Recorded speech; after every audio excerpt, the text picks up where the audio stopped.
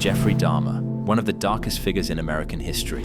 From a 17-year-old awkward teenager in Milwaukee to a meticulous killer who lured his victims into his home, experimented on their bodies, dissected them in barrels, and ended up with 17 victims erased from the world. He didn't just kill, he collected. He posed, preserved, and kept pieces of them to stay with him forever. Even to this day, the people who stepped inside that apartment are still haunted by what they saw. And yet, decades after the crimes, the name Jeffrey Dahmer is trending again, not as a monster, but as a misunderstood, broken soul. Some even call him Baby. A man who experimented on their skulls and poured chemicals inside is now being called hot on social media, and somehow we let it happen. To understand how we got here, how a man who literally consumed parts of his victims ended up romanticized as a lonely soul, we need to go back to where it all began. I always knew that it was wrong, but when you depersonalize another person and view them as an object for pleasure instead of a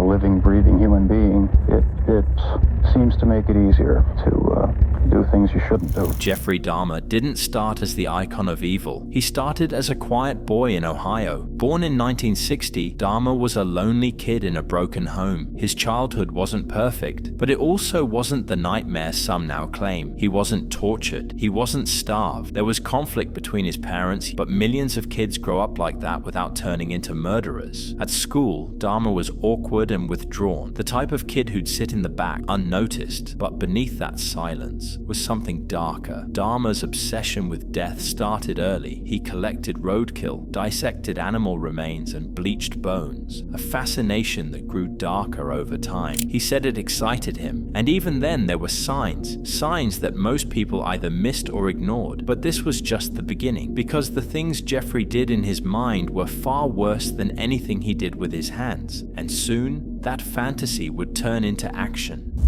After the first killing was not planned.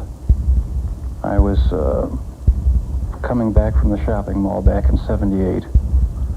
I had fantasies about picking up a hitchhiker and taking him back to the house and having complete control and dominance. No one had a clue as to what was happening for over a decade. June 1978. Just 3 weeks out of high school, Jeffrey Dahmer picked up a hitchhiker named Stephen Hicks. They drank together at Dahmer's house, listened to music, and talked. But when Stephen said he wanted to leave, something in Dahmer snapped. He grabbed a dumbbell from the basement and hit Stephen from behind, then strangled him. And when it was over, when Stephen was no longer breathing, Dahmer didn't stop. He violated the body, not out of panic, but because it gave him something he hadn't felt before. Total control, no rejection, no one leaving. He stripped the body, dissected it, and started what he would later call experiments. He used chemicals to dissolve some parts in acid. Others he smashed with a sledgehammer and scattered behind the house. Stephen Hicks wasn't just murdered, he was erased, and no one noticed. No search, no questions,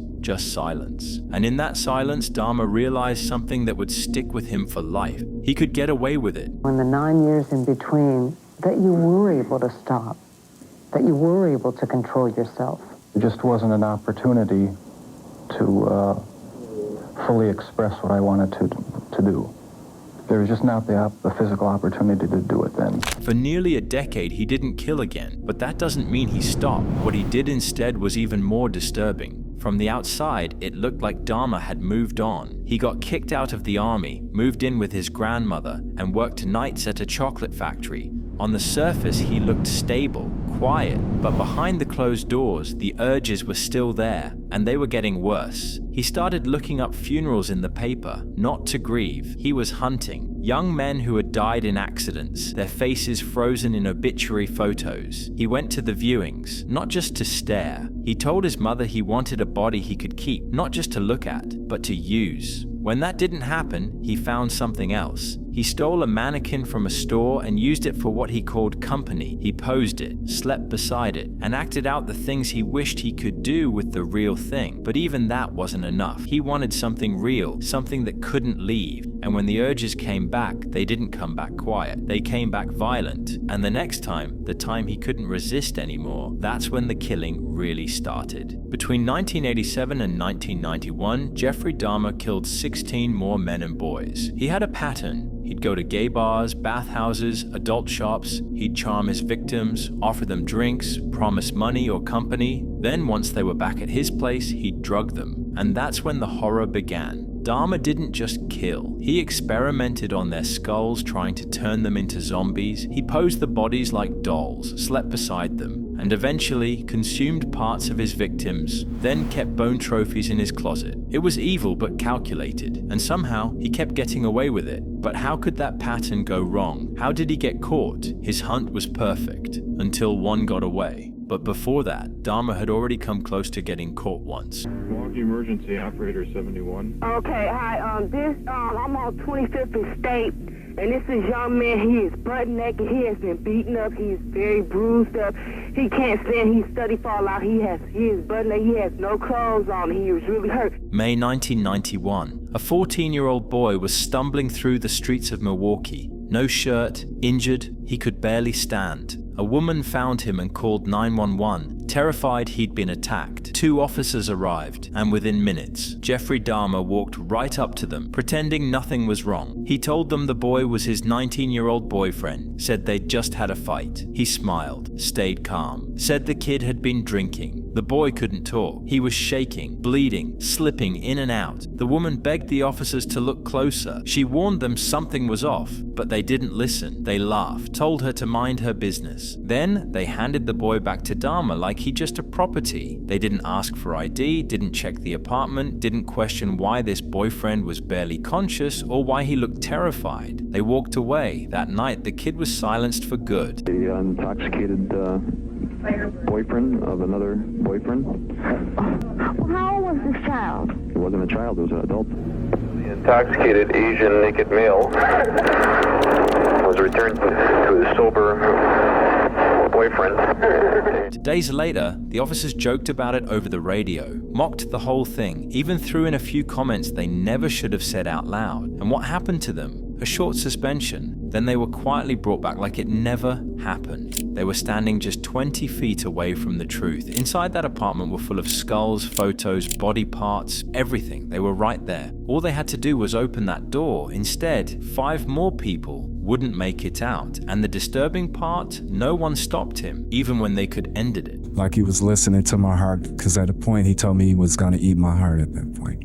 July 22nd, 1991. A man named Tracy Edwards escaped Dahmer's apartment with one hand still cuffed. He ran for his life and flagged down the police, led them straight to the apartment. When officers stepped inside, what they found was something else. A smell they couldn't place. Polaroids, dozens of them, scattered across the dresser, showing things no one should ever see. Then came the freezer, and inside, it was like stepping into a butcher's shop. Bags in the freezer, sealed and stacked. A head sitting on the shelf like it belonged there. A heart next to it, wrapped in plastic. Skulls lined up along the wall, clean and sorted. Tools on the floor like someone had paused halfway through a project. There was no chaos, everything was calculated. That's what made it worse. And Dahmer? He didn't resist, didn't argue, just looked at the officers and said, "You got me."